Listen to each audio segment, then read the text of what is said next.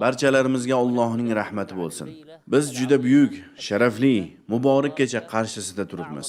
Qadr eng ko'p umid qilinadigan kecha Ramazonning 27-kechasidir. Hatto bir qancha sahobalar va ulamolar Qadr kechasi aniq 27-kecha deb aytishgan. Abdulloh ibn Abbos va Ubay ibn Kab, Alloh barchalaridan rozi bo'lsin, Qadr 27-kechada bo'ladi deb aytishar edi. Hatto Ubay ibn Kab Allohga qasam ichib, Qadr kechasi Ramazonda, Allohga qasamki u qaysi kechada bo'lishini men bilaman.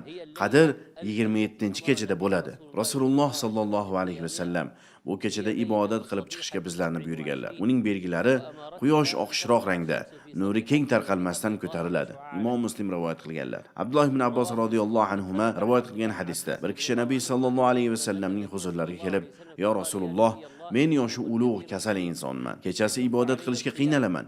Menga bir kechani ayting, ajabmas Alloh taolo meni Qadr kechasiga muvaffaq qilsa." Rasululloh bu insonga 7-kechaga e'tibor ber deb aytdilar. Bu sahih hadis.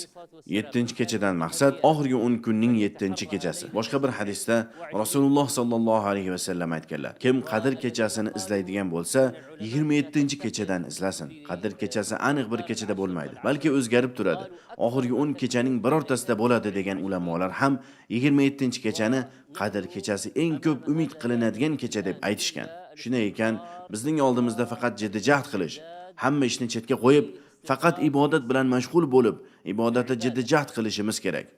Qo'limizdan kelgan hamma ibodatni, namoz, duo, zikr, Qur'on o'qish va ma'nolarni tushunish, shuningdek ko'p istig'for aytib, Allohga tavba qilish. Kim Qadr kechasini iymoni va savob umidida ibodat bilan o'tkazsa, oldingi gunohlari mag'firat qilinadi.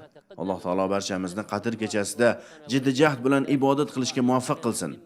Allohim, sen avf qiluvchi zotsan va avfni yaxshi ko'rasan. Bizlarni avf et.